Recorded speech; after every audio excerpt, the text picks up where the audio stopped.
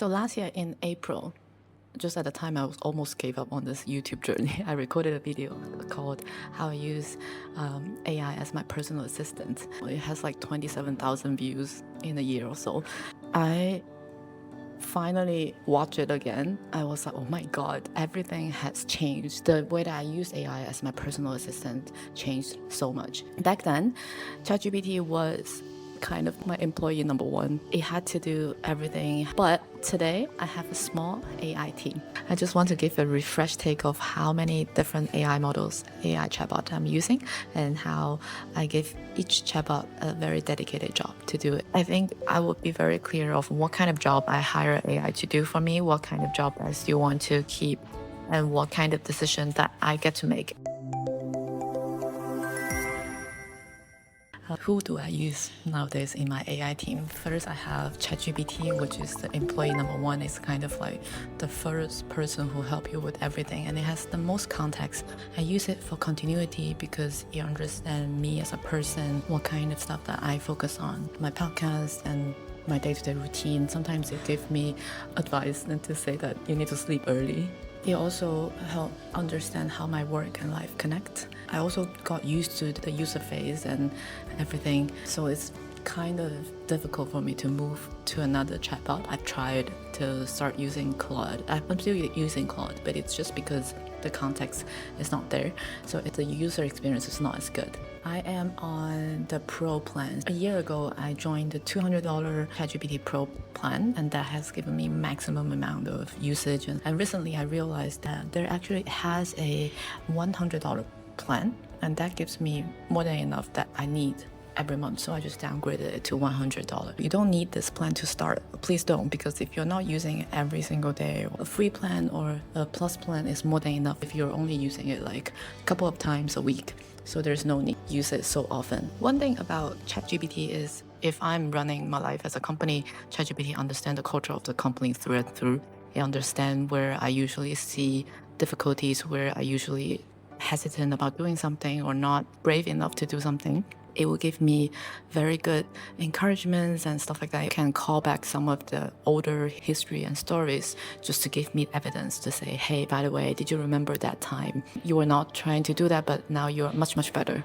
I started using Claude like just a few months ago, and Claude is, I would say, like a critical strategist that you'll hire from outside of the company who sit on the board. It is also a very good consultant if you give very clear instructions just to ask it to do something. For now, because Claude doesn't really have all the context and doesn't have all the assumptions that I develop together with ChatGPT.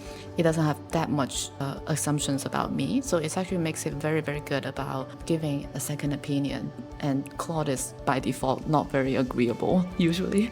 I think Claude is by default to challenge you. So that's a good way to use it, because then I can use it to like help me think through whether something that I think is good and also ChatGPT think is good is actually not that ideal. So it's just good to have like a second opinion. That's the main way that I use Claude. And because I'm Chinese, we use some Chinese AI models. By chance, I come across these moments in the development in China when everyone starts to use DeepSeek. So I start using DeepSeek, and then I start using Doubao and start using Jimong. I have a video about how I use Jimong to generate some videos. So for DeepSeek and Doubao, I think DeepSeek is maybe more advanced in terms of the user experience and the model itself. It gives me a better idea. Like at the beginning, DeepSeek actually do not have a visualization mode. Now they have 3 modes. One is instant, one is expert, one is vision.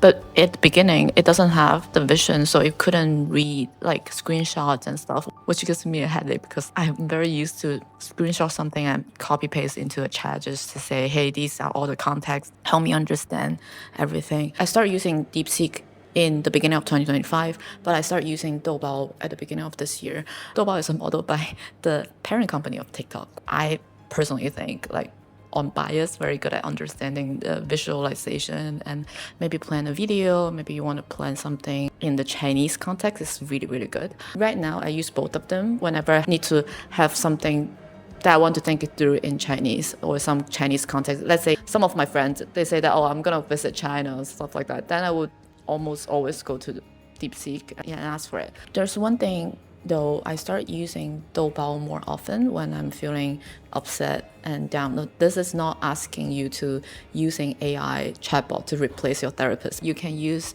AI chatbot to help you think through some decisions, but if you really have difficulties like mental issues, please just go through a therapist and psychologist and people who understand you like a real person. I will ask Doubao sometimes in Chinese when I couldn't think it through in English. Doubao will reply me in Chinese, and Doubao's voice mode in Chinese is the most authentic Chinese voice, like very, very natural. So when it says something back to me, it actually feels like a friend. Let's see here.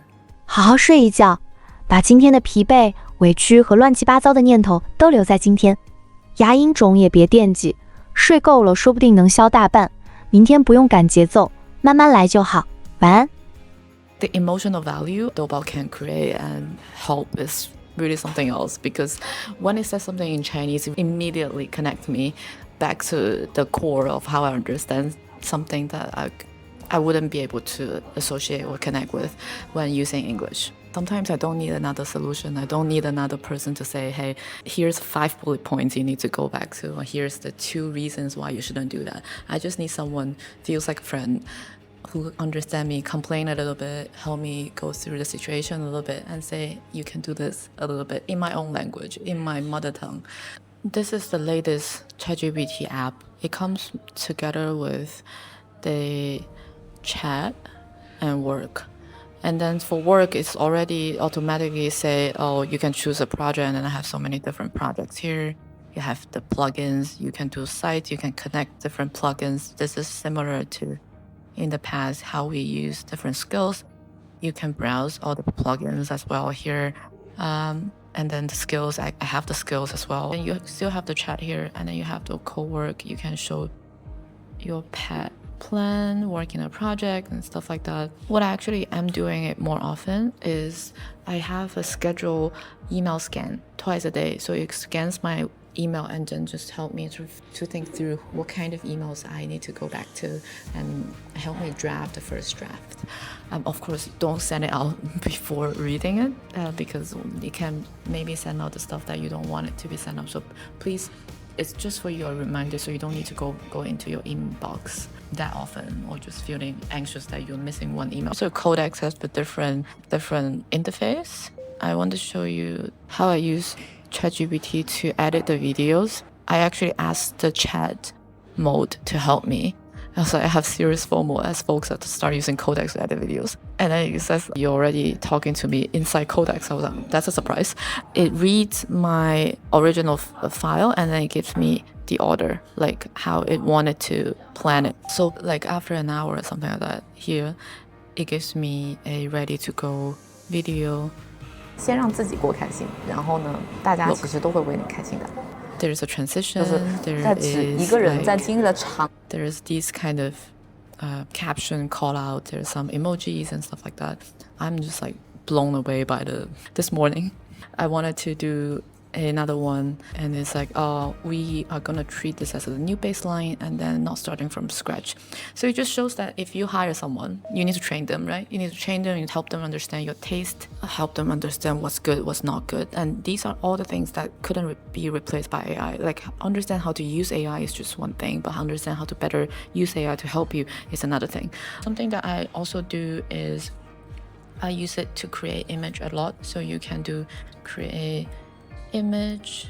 Let's say we want to create an image about a sunny day in London. It gives me a create image about a sunny day in London with the quote, keep going in sketch mode.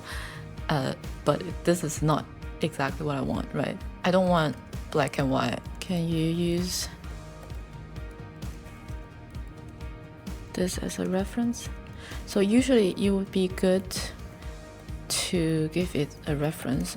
I found out a previous image that's actually colored, and then I said, can you use this as reference and generate again? I think the best way is, let's say if I start this by saying I'm planning a summer party, and then ask it to generate a video, an image for me, it would be much easier than I just like give like one line, please generate an image for me, because then it doesn't have any context. If you ask, no matter how smart someone is, you cannot just say, oh, do it, right? Like, do what? You need to give some context. So I think these are all the examples that will be helpful in the future. See, because it doesn't have a lot of context, I said, can you use this as a reference? But if I say I only need the color as a reference, it wouldn't just add a robot in. It's so funny.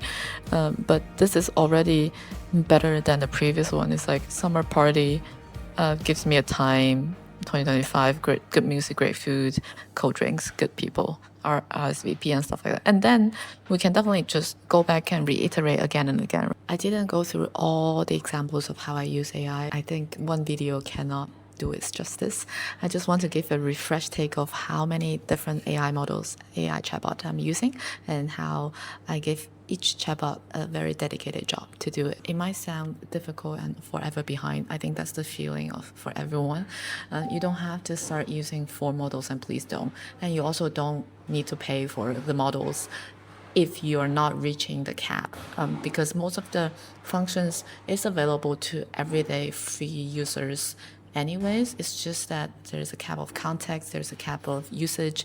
Oh, the one last thing I would say is I use Notion as a one true source of context, because all the AI chatbot can be connected to your local file and Notion and something like that. So if there's anything that's very, very important, I would start with the Notion page to say these are the goal of this month, these are the plan of this month, and then so I can ask both ChatGPT and Claude and whoever that's on my AI team to reference to it.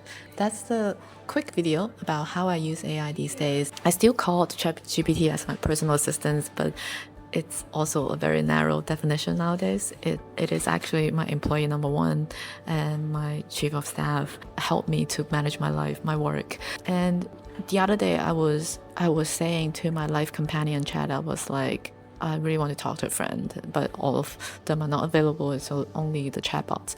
Surprisingly though, all of these chatbots gives me a very, very calm and realistic reply, and almost everybody said we cannot replace real human being.